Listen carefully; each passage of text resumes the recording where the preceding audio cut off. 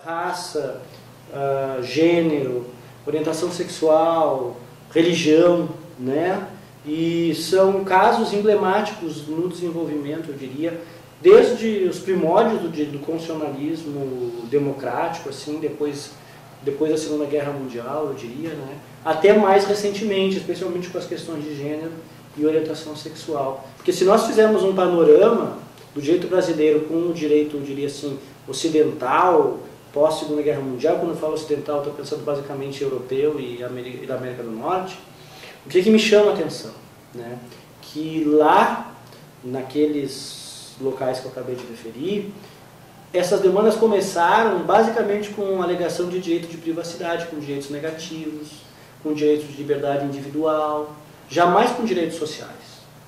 Né? Enquanto que aqui eu identifico essa emergência a partir da metade dos anos 90 para cá, enquanto que aqui de cara começou essa demanda com a busca, com a reivindicação de direitos sociais típicos, como previdência, como plano de saúde, como pensão, né? Como as políticas, alguns até pensando em políticas mais específicas de educação e de saúde, assim por diante, né?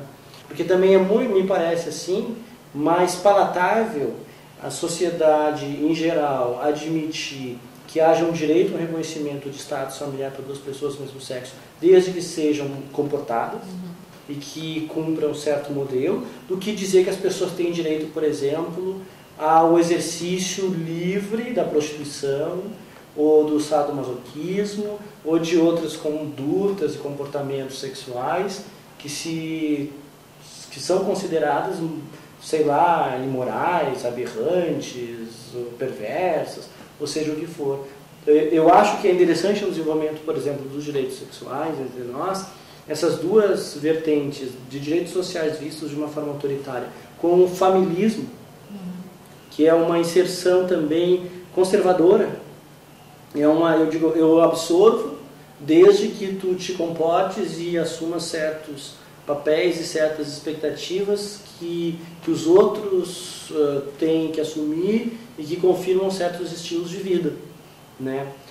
Me parece então que são duas vertentes, familismo e direitos sociais, através das quais estão se incorporando e estão se avançando essas lutas, o que não significa que haja um reconhecimento mais coerente da autonomia, da liberdade individual, da privacidade, da possibilidade de definir seu modo de vida, seu estilo de vida, que seriam características, essas sim, levadas a sério, muito essenciais nessa ideia de reconhecimento.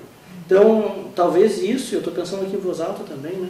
Talvez isso reforce essa ideia, que me parece uma hipótese digna de ser perseguida e estudada, de que nessa balança de distribuição e reconhecimento que é útil, né, nós teríamos muito mais, a nossa sociedade, né, teria muito mais facilidade de lidar com a distribuição do que com o reconhecimento. O reconhecimento que se dá de uma forma subordinada a essas estratégias distributivas que continuam, de certo modo, acontecendo numa mentalidade ainda conservadora. Claro que isso pode mudar e vai mudando, mas talvez seja algo realmente de longo prazo. Talvez a mentalidade de direitos sociais como forma, uma espécie de paternalismo, né? Há tanta crítica e tanta polêmica com relação às políticas sociais hoje em dia por esse viés, né? O que não as desqualifica, o que não destrói a sua importância, mas é algo que pode estar presente efetivamente. Me chama a atenção que sejam essas duas vertentes de direitos sociais e do familismo, as vertentes onde, pelo menos nessa arena dos direitos sexuais, os chamados avanços, eu acho que são avanços mesmo, não é para dizer que não são avanços, têm ocorrido, mas com todos esses limites.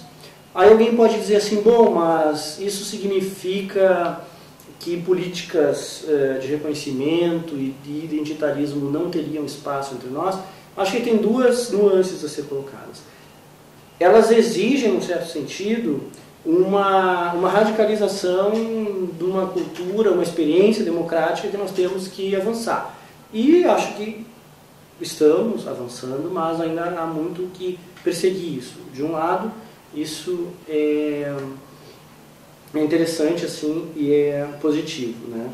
De outro lado, né, essas políticas de reconhecimento, né, elas podem ser confundidas com uma espécie de patrimonialismo, né?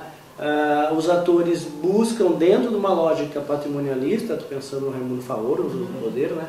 Buscam, dentro de uma lógica patrimonialista, afirmar identidades para, nesse processo de privatização e de loteamento dos benefícios públicos e do Estado, obterem os seus nacos de concessão de cidadania, vamos chamar assim, né?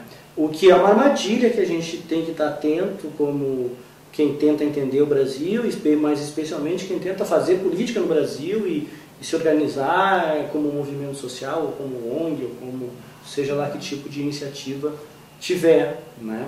Acho que distribuição e reconhecimento, como discutem, por exemplo, no Norte, entre a Nancy Fraser e o Ronen, né, são categorias importantes e interessantes para a gente entender o movimento geral onde nós estamos inseridos.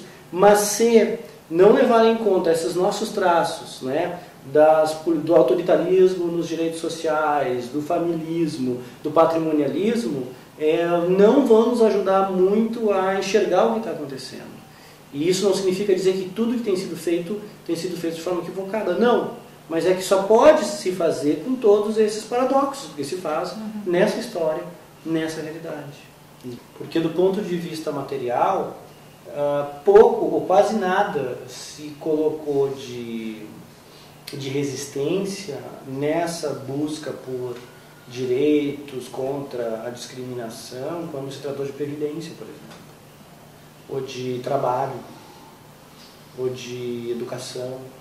E é interessante que onde se levantou isso, no caso daquele famoso caso dos transexuais, da possibilidade da decisão judicial que obrigou, depois acabou tendo a concordância e assentimento do Ministério da Saúde também, mas efetivamente foi uma decisão judicial, começou tudo isso, né? A inclusão das cirurgias de transgenitalidade para transexuais na tabela do SUS, né, que do ponto de vista econômico tem um impacto absolutamente reduzido, quase ínfimo, dada assim, a pequenez do universo de pessoas interessadas e que nem a curto, talvez a médio prazo terão acesso a esse tipo de cirurgia, ou seja, são números muito pequenos se a gente pensa no montante de recursos disponíveis, né? Aí sim houve uma grande resistência, veja só, né?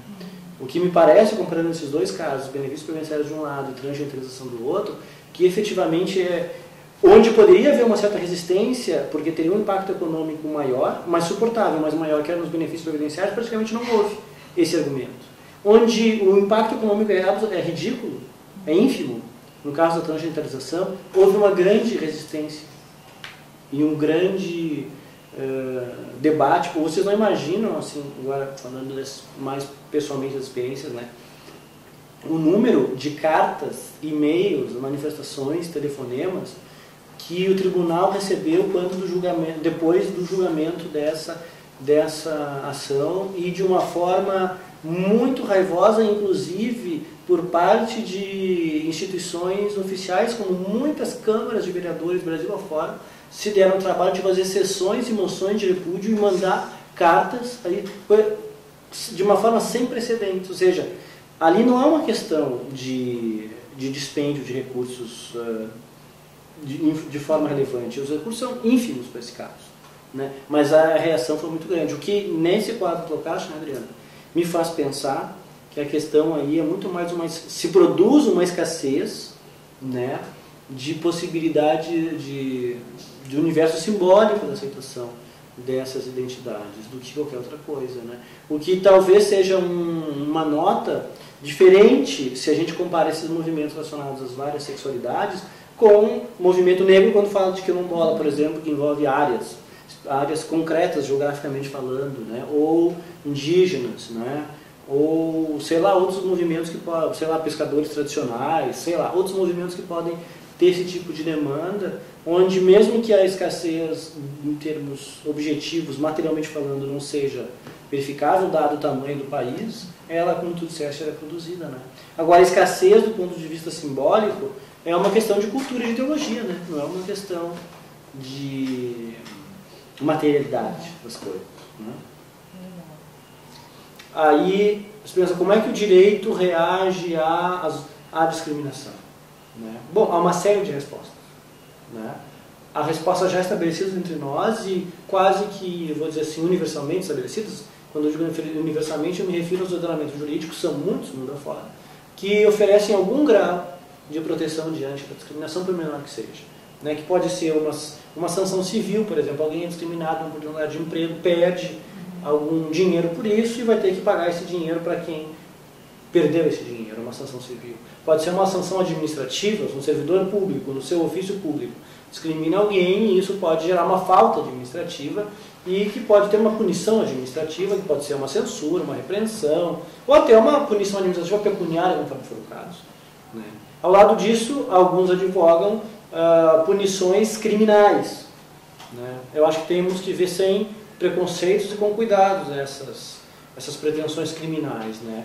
Dentro, digamos assim, desse sistema de sancionamento que funciona pela sua própria existência, de uma forma, tenta funcionar pela sua própria existência de um modo preventivo, mas que também, quando ocorre em concreto, de uma forma repressiva, né, se diz, tradicionalmente, que o direito penal seria a última medida, a mais grave, diante das situações mais graves.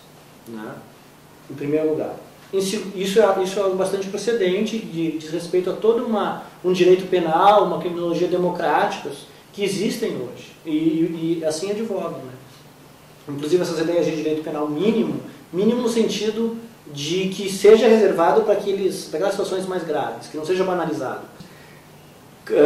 Atentados à vida, à liberdade, à honra, graves, com motivação racial, sexual, de gênero, assim por diante, essa é a pergunta que tem que se fazer, né? São situações graves o suficientes que possam merecer uma resposta penal? Me parece que, em tese, sim. Aí é uma questão de ver quais são esses. E outra coisa importante dizer, né? O direito penal, às vezes, é associado à ideia de prisão. E, de fato, boa parte do direito penal é prisão, mas não existem só sanções privativas de liberdade no direito penal. Existem sanções de limitação de direitos, existem sanções de prestação de serviço à comunidade, existem penas restritivas de direitos e existem penas privativas de liberdade. Eu não digo que, em tese, crimes motivados por questões raciais ou questões sexuais, inclusive, não possam merecer cadeia. Acho que em algum momento pode merecer. Homicídios, por exemplo. Né? Com motivação racial, me parece que merece uma atenção especial, e eu diria até tomando posição nesse debate, não só como agravantes do tipo genérico do homicídio, mas até como tipos específicos, porque são questões específicas, assim como o crime contra a humanidade é uma questão específica, não é só um homicídio com agravante. A gente pode pensar na aplicação do direito penal, através de outras penas, e sabendo que é uma peça de uma política inteira antidiscriminatória, que não banalizar o direito penal, né? Mas não abrir mão dele, tanto por aquilo que ele representa do ponto de vista simbólico, em termos preventivos, quanto por aquilo que, em alguns casos, efetivamente deva ser aplicado, que podem ser casos muito graves. Né? Eu não vejo como algo necessariamente democrático acabar com o direito penal, em todos os casos, ou em casos desse tipo, porque nós teríamos outras sanções. Há pessoas que pensam assim, é um debate grande que está instalado hoje em dia nesse campo, né? E até de uma forma um pouco provocativa, eu perguntaria às pessoas que com essas preocupações democráticas que eu reconheço que podem ser genuínas, né? Que advogam a impossibilidade ou a inconveniência da criminalização da homofobia por essas razões, advogariam, por exemplo, a descriminalização do racismo? Né? No nosso caso, na nossa Constituição, até seria impossível, porque a própria Constituição diz que racismo é crime. Né? E se racismo é crime, racismo é mais grave, um homicídio por motivo racial é mais grave do que um homicídio por questões de gênero, de sexualidade, acho que a gente por aí pode ter alguns parâmetros para se posicionar nesse debate.